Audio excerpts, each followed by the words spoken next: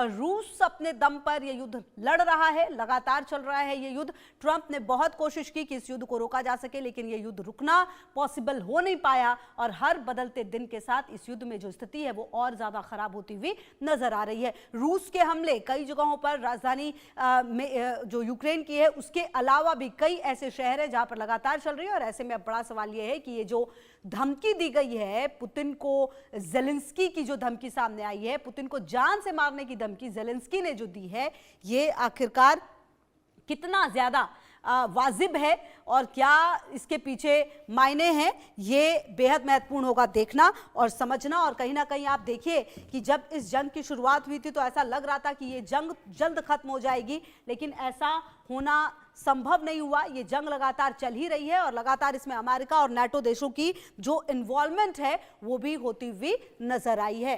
बहरहाल अब जब इन्होंने धमकी दी है ज़ेलेंस्की ने पुतिन को, तो अब देखना होगा कि इसके पीछे के मायने क्या है। क्या ये जो धमकी है वो कहीं ना कहीं अमेरिका के शह पर है, ट्रंप के शह पर है, ये देखना बेहद महत्वपूर्ण है। तो देखिए ये जो स्थिति है वो अब आप समझिए ऐसे कि पुतिन को जो ये धमकी दी गई है ज़ेलेंस्की की तरफ से, इसके पीछे के मायने क्या है, ग्राफिक्स के जरिए आपको समझाते हैं। कैमरे पर ज़ेलेंस्की की पुतिन को वार्निंग जो है वो सामने आई है और आपको बता दें कि कैमरे पर पहली बार पुतिन को जो धमकी है वो दी गई है। और देखिए आपको ये बता दें कि पुतिन को जान से मारने की धमकी दी गई है। जी हाँ, और ये धमकी किसी और ने नहीं बल्कि ज़ेलेंस्की ने दी है। तो इसीलिए इसके मायने समझने बेहद महत्वपूर्ण है कि आखिरकार ये जो धमकी दी गई है ये क्या अमेरिका के शह पर और ट्रंप की शह पर दिए गए हैं, पुतिन के आने का इंतजार कर रहे हैं। आप देखिए ये जो तमाम दावे वादे किए जा रहे हैं ज़ेलेंस्की की तरफ से, आप समझिए कि आखिरकार इस जंग में पूरी जंग ही इसलिए लड़ पा रहे हैं ज़ेलेंस्की और यूक्रेन क्योंकि उसमें मौजूदगी नाटो देशों की और अमेरिका की, और उसके बावजूद इस तरह की धमकी देना, कैमरे पर ज़ेलेंस्की की पुतिन को जो वार्निंग सामने आई है इसके क्या मायने होंगे ये देखना बेहद महत्वपूर्ण है। और चलिए अब इसी पर बातचीत करने के लिए हमारे साथ कर्नल रिटायर्ड दिनेश नैन जी, डिफेंस और अनुपम तिवारी भी डिफेंस एक्सपर्ट जुड़ गए। सबसे पहले दिनेश नैन जी आप ही के पास आते हुए, ये जो वार्निंग दी गई है पुतिन को ज़ेलेंस्की की तरफ से, वो यूक्रेन, वो ज़ेलेंस्की जो ये पूरी जंग ही लड़ इसलिए पा रहा है क्योंकि उसको नाटो देशों का सहारा है, उसको अमेरिका का सहारा है, अब वो इस तरह की बात कर रहा है। क्या इसके पीछे भी अमेरिका है, ट्रंप है, ये जो बातें कही गई होंगी? देखिए नहीं, ये तो मैं ये कहूंगा कि ज़ेलेंस्की का बड़बोलापन है, जोकर आदमी है। इसने यूक्रेन का भट्टा बंटवा दिया पूरा। और इसको अच्छी तरह से पता है कि अभी जो है 78% से ज्यादा डोनेट्स्क का जो इलाका है डॉनबास का, वो ले चुका है रशिया। और लुहांस्क तो एक तरीके से आप कंप्लीटली कवर कर लिया है। असली लड़ाई जो चल रही है वो कुपांस्क और आपका जो पोक्रोवस्क का एक इलाका है इनका, वहां पे चल रही है। वहां पे इनके 10 से 12 हजार सैनिक जो है यूक्रेन के, वो फंसे हुए हैं। चारों तरफ से रशिया ने की सेना ने उनको घेर रखा है। और इस पोक्रोवस्क को ये अपना अभेद्य किला बोलते थे कि इसको कोई भेद नहीं सकता है।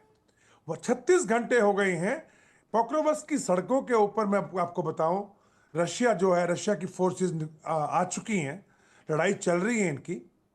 एक सीक्रेट लेटर जो है पुतिन ने लिखा है, ऐसा खबर सामने आ रही है ज़ेलेंस्की को, और कहा कि भाई अगर आप सरेंडर करें तो हम आपके जो सैनिक हैं इनको फ्री कर देंगे, इनको छोड़ देंगे, पैसेज दे देंगे, बख्श देंगे। लेकिन शायद ज़ेलेंस्की ने उसी सी बड़बोलेपन के अंदर मना कर दिया कि हमारे सैनिक कोई भी सरेंडर नहीं करेगा। तो यानी ये चाहते हैं कि उनको बुरी तरह से वहां पे कत्लेआम किया जाए।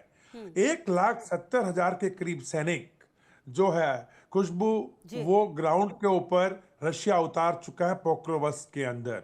1,70,000, सिर्फ 10 किलोमीटर का एक थोड़ा सा पैसेज है जिसको भी क्लोज करने की तरफ रशियन फोर्सेस बढ़ रही हैं, उसको भी बंद कर दे, वरना चारों तरफ से घेर चुके हैं पोक्रोवस्क को। आप समझ लीजिए इस बात को। और वहां पे ना तो कोई रसद आ रही है, ना कोई हथियार पहुंचने दे रहे हैं, ना खाना, ना पानी, ना बारूद, कुछ नहीं। और धीरे धीरे करके जो सैनिक हैं यूक्रेन के, ये जो आप बात बता रहे हैं ना सर, इसी से आगे शुरुआत करेंगे और अनुपम जी के पास भी मैं आऊंगी। इसी बीच एक अहम जानकारी सामने आ रही है, वो अपने दर्शकों को बता दें। यूक्रेन के पोक्रोवस्क में कब्जे की जंग जो है वो तेज हो गई है। रूस और यूक्रेन की सेना के बीच भीषण युद्ध हो रहा है। रूस के 1.70 लाख सैनिकों ने तबाही मचा दी है। पोक्रोवस्क पर रूस ने कब्जे का दावा कर दिया है। आपको बता दें रोजाना 1000 से ज्यादा लोगों की मौत हो रही है यहाँ पर। तो कहीं ना कहीं जो बात लगातार कही जा रही थी, और देखिए जो हमारे साथ था दिनेश नैन जी, वो अभी जिक्र भी इसी का कर रहे थे। और अब ये जो जंग है वो काफी भीषण होती जा रही है। रूस के लगभग 1,70,000 सैनिकों ने तबाही मचा दी है पोक्रोवस्क पर, और कब्जे का दावा भी रूस की तरफ से किया जा रहा है। यहाँ पर रोजाना 1000 से ज्यादा लोगों की मौत हो रही है। तो यूक्रेन के पोक्रोवस्क में कब्जे की जंग जो है वो देख रही है। रूस और यूक्रेन की सेना के बीच भीषण युद्ध है। आपको बता दें रूस के 1.70 लाख सैनिकों ने तबाही मचा दी है, और पोक्रोवस्क पर रूस ने कब्जे का दावा भी कर दिया है। पोक्रोवस्क में रोजाना 1000 से ज्यादा लोगों की मौत हो रही है। 24 घंटे में दोनों के 1368 सैनिक मारे गए हैं। रिहायशी इलाकों में रूसी सेना अब दाखिल हो रही है। यूक्रेनी सैनिकों की सप्लाई रूट पर भी कब्जा कर लिया गया है। तो इन तमाम स्थितियों से आप समझते हैं कि किस तरह की स्थिति है। अनुपम जी, मेरा सवाल यही है, क्योंकि दिनेश नैन जी भी बता रहे थे कि ये जो जंग है जिस तरीके से आगे बढ़ी, और पोक्रोवस्क की अगर स्पेसिफिकली बात की जाए तो यहाँ पर तो स्थिति काफी खराब है, काफी सैनिकों की जान जा रही है, और ऊपर से जेलेंस्की का ये बड़बोलापन जहां पर पुतिन को वो धमकी देते हुए नजर आ रहे हैं। खुशबू जी, अर्ली 2024 में एक सीज किया था रशियन सेना ने। वो था एक अद्विविका शहर है यूक्रेन का, वहां पर सीज किया था। उससे भी भयंकर सीज आज पोक्रोवस्क में देखने को मिल रहा है। अब आपने अपने ग्राफिक्स में दिखाया है 1.70 लाख, ये बहुत बड़ा नंबर है। और इतने सैनिक अगर किसी शहर के अंदर उतरे हुए हैं तो आप समझ सकते हैं वहां तबाही का क्या मंजर होगा।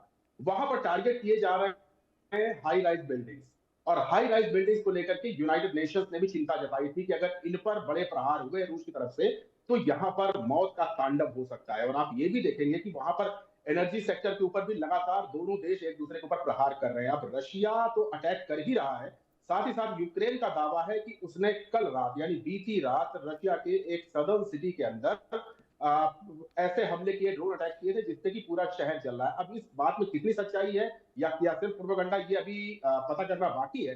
लेकिन अगर ऐसा हुआ तो आप ये समझिए पूरे इलाके में एनर्जी क्राइसिस, जिसकी शंका लगातार जताई जा रही थी, एनर्जी क्राइसिस का एक बड़ा विकराल रूप आप देखेंगे। क्योंकि दोनों देश न सिर्फ एक दूसरे पर हमला कर रहे हैं बल्कि उनके एनर्जी सेक्टर को निशाना बना रहे हैं। और यहाँ पर सबसे महत्वपूर्ण बात यह भी है कि जैसा जेलेंस्की साहब ने दावा किया है कि ये एक न्यूक्लियर टेंशन भी यहाँ पर क्रिएट हो रही है। वो दावा कर रहे हैं अपनी हताशा में, वो भले ही जान से मारने की धमकी दे रहे हैं राष्ट्रपति पुतिन को, लेकिन साथ ही साथ ये भी बता रहे हैं कि इस इलाके में कभी भी एक बड़ा न्यूक्लियर अटैक हो सकता है या फिर न्यूक्लियर लीकेज हो सकता है, जिस तरह से रशिया ने न्यूक्लियर पावर प्लांट को निशाना बनाया यूक्रेन के। तो एक बहुत ही विचित्र स्थिति है, और ये युद्ध जैसा आपने शुरुआत में कहा था, ये खत्म होने के बजाय और विकराल रूप लेता जा रहा है। और ये इस तरह के सीज जो पोक्रोवस्क में चल रहा है, वो सीज ये दिखा रहा है कि स्थिति अभी और भयानक होने वाली है। अब राजधानी कीव के ऊपर भी बम्बार्डमेंट चालू हो गया, और आपको ये भी ध्यान रखना चाहिए किस तरह के हथियारों से अटैक हो रहा है। तमाम ड्रोन, तमाम लॉइटरिंग मुनिशन, तमाम इस्कंदर मिसाइलें और एयरक्राफ्ट अटैक्स, बॉम्बिंग, वो सब तो चल ही रही है, लेकिन यहाँ पर टेक्नोलॉजी का जबरदस्त उपयोग भी देखने को मिल रहा है। अब ये भी कहा जा सकता है कि ये जो वार वहां पे है वो बेसिकली एक मॉडर्न डेज का वॉरफेयर है, टेक्नोलॉजिकल वॉरफेयर है। और ये एक तरह से रशिया अपने हथियारों की टेस्टिंग भी कर रहा है वहां पर, और वहीं पर पश्चिमी ताकतें यूक्रेन के मार्फत अपने हथियारों की टेस्टिंग कर रही हैं। एक बहुत बड़ा खेल हो रहा है जिसमें आम जनता मारी जा रही है, और ये खेल अगर बंद नहीं हुआ और इस तरह से उकसाया गया तो अभी हम